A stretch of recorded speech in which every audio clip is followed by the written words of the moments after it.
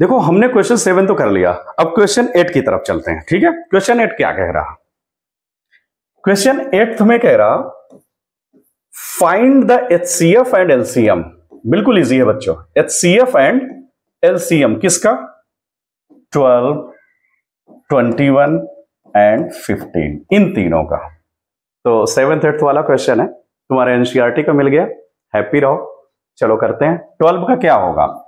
12 का prime factor 2, 2 जा 4, 3 जा 12 हो गया। जरूरी नहीं है आप ऐसे ही फाइंड करो, अगर छोटे से मिल जाए आप तो 12 पापा इसको करो 2 6 जा 2 3 जा तो 2 2 एंड 3। अगर छोटे मिल रहे हैं तो आपके पास अपॉर्चुनिटी है, आप डायरेक्ट लिख सकते हो, टाइम बचेगा, है ना। तो 21 इज इक्वल टू 3 7 जा होता है, ये भी लिख लो। 15 को क्या लिखोगे? सिर्फ 3 into 5 लिखेंगे, बिल्कुल सही है। अब HCF फाइंड करना है, तो HCF मीन्स व्हाट? तीनों में जो मिल रहे हैं, क्या मिल रहा है? 3 3 3, तो कॉमन हो गया 3 LCM। अब LCM भी फाइंड करना है। LCM क्या होता है? सभी को लेके चलना है, तो जैसे 2 की पावर कितना है यहां पर? 2, तो मैक्सिमम ये लिख लिए। 3 सभी में 1 ही 1 है, तो 1 टाइम ही लिखोगे। फिर 5 और 7, 2 फिर रिपीट नहीं कर सकते, 3 1 टाइम ही है सब में, 5 1 टाइम ही है, 7 1 टाइम। ठीक, अब इसको क्या करोगे? मल्टीप्लाई। 2 2 जा 4, 3 जा 12, 12 5 जा 60 इंटू 7 कितना हुआ? 7 6 जा 42, 420। LCM कितना आया? 420। और HCF कितना आया? 3। तुम्हारा NCERT का क्वेश्चन मुझे लग रहा है उसी टाइप का है, तो कर लो इसको। नेक्स्ट करें फिर। क्वेश्चन है 9th पे चलता है। 9th है find the value of P। Value of P हमें फाइंड करने को कह रहा। ठीक है, if the pair of equation 2x plus 3y minus 5 is equal 0 and px minus 6y minus 8 is equal 0 has unique solution. Unique solution, has unique solution. तो सबसे पहले ऐसी सिचुएशन में, जानते हो चैप्टर 3 में 3 केसेस हैं। अभी सेकंड क्वेश्चन में मैंने यही बताया था आपको कि यूनिक सोल्यूशन कब होता है? जब a1 upon a2 not equal to b1 upon b2 हो। बिल्कुल सर सही। इंटरसेक्टिंग लाइंस हो तो यूनिक सोल्यूशन होता है, मतलब 1 सोल्यूशन होता है। तो जब ये कह रहा क्वेश्चन कि P की वैल्यू बताइए, केस क्या है? Unique solution. तो यहां से फाइंड करिए a1 अपान a2 कितना? 2 अपान p, बिल्कुल। फिर b1 अपान b2 कितना होगा? 3 माइनस 6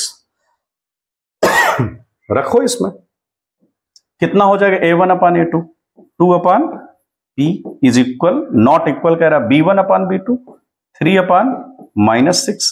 कट करो इसको, क्रॉस मल्टीप्लाई कर लो, 3p इंटू 6 2 जा 12, तो p इज इक्वल कितना हो जाएगा?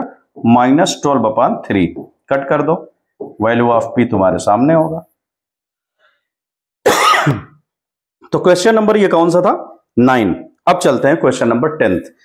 Find the value of k। ये तुम्हारा NCERT है, क्वाड्रेटिक इक्वेशन का जो एक्सरसाइज 4.3 नहीं है, ये वही है। देखो kx करके जो क्वेश्चंस हमने कराया था क्वाड्रेटिक इक्वेशन में, याद करो, अभी और याद आ गया। करते हैं इसको सॉल्व।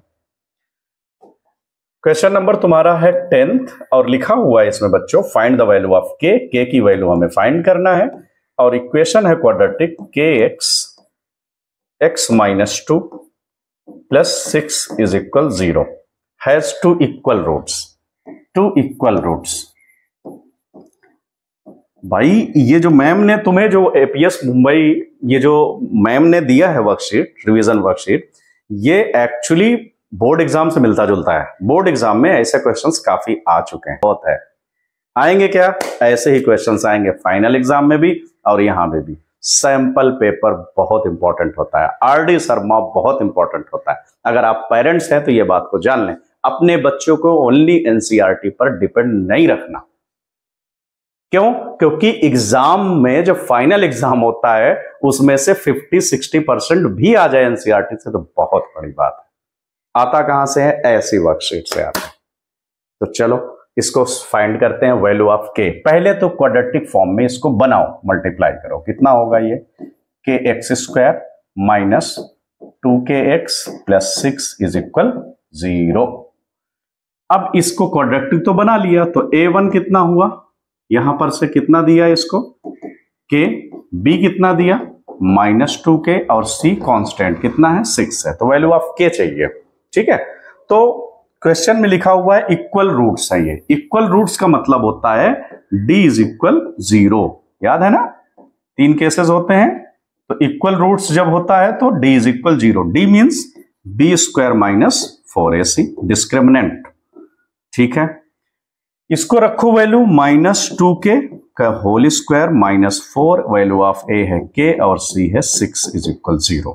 तो 2k का स्क्वायर करिए, 4k स्क्वायर और 4 6 24k इज इक्वल 0। कॉमन लीजिए दोनों में, कितना होगा 4k, ये देगा तुम्हें k माइनस 6 इक्वल 0।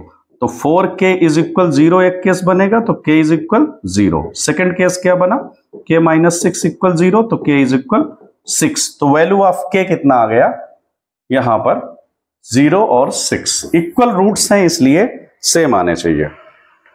4k हमने लिया था तो k माइनस 6 ही आया, तो इसके रूट्स क्या हुए 0 और 6। नोट कर लो इसको।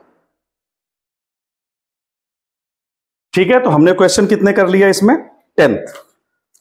11th करते हैं, फिर बहुत बड़ा वीडियो हो जाएगा, प्रॉब्लम होगी, तो 11th करके 11th 12th बस, इसके बाद नेक्स्ट वीडियो में बताऊंगा।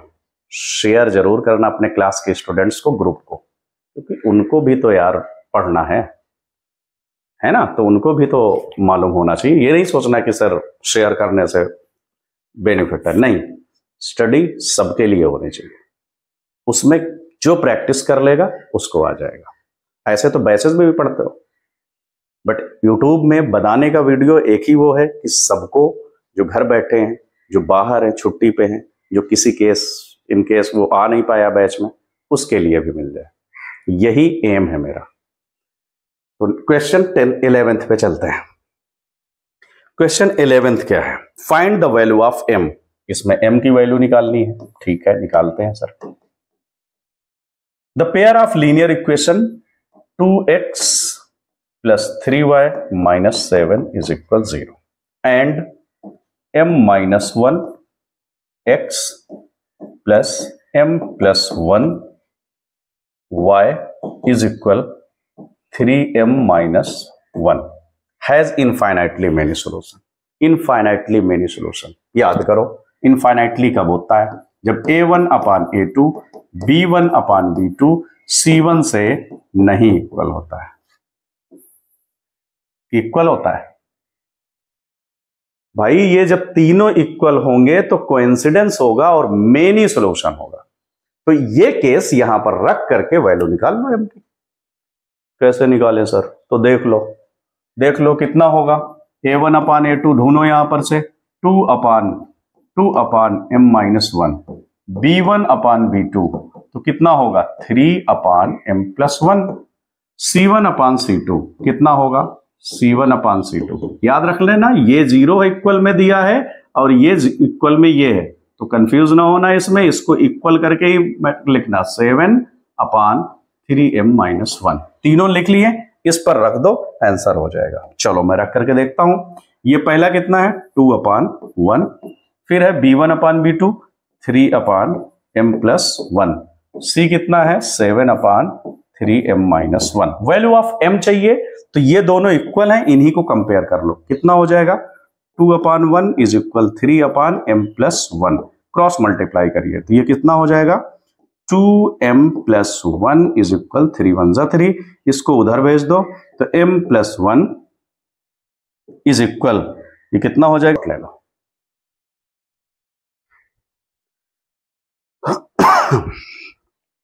ओके, एक और क्वेश्चन कर लेते हैं यार, 5 मिनट है अभी। हाँ,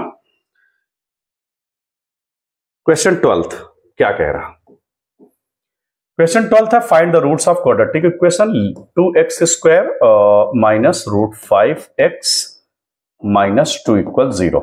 ठीक, using the quadratic formula. Quadratic formula मतलब वही वाला डी डिस्क्रिमिनेंट निकाल करके क्वाड्रेटिक फार्मूले से सॉल्व कर लेते हैं। चलो करके मैं तुम्हें दिखाता हूं। a इज इक्वल यहां पर दिख रहा है 2 और b इज इक्वल -√5 है और c इज इक्वल -2 है। तो फार्मूला d को पहले निकालो। b स्क्वायर -4ac फार्मूला होता है, जानते हो तुम।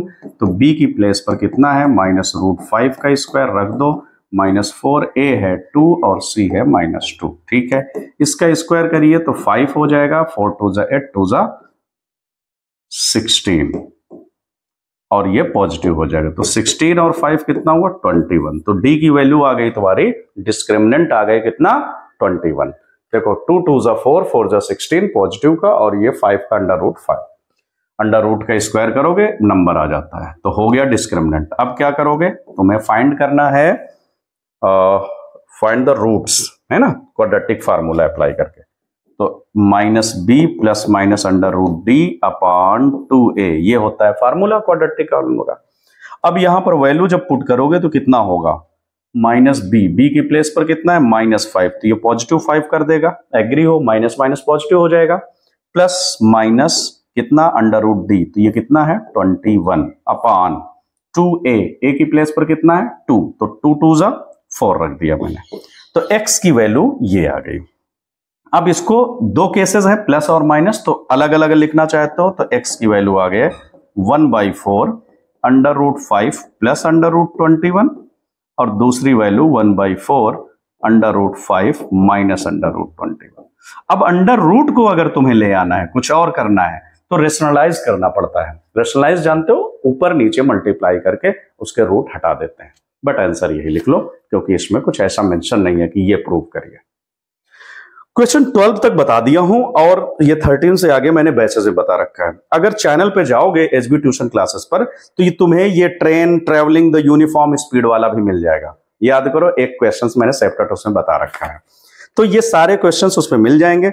ये जो 14th है ऑन द मॉर्निंग वॉक, इसमें एलसीएम बस निकाल लेना, कितना 40, 42 और 45 का, 40, 42 और 45 का एलसीएम निकाल लोगे और ये भी हो जाएगा तुम्हारा आंसर।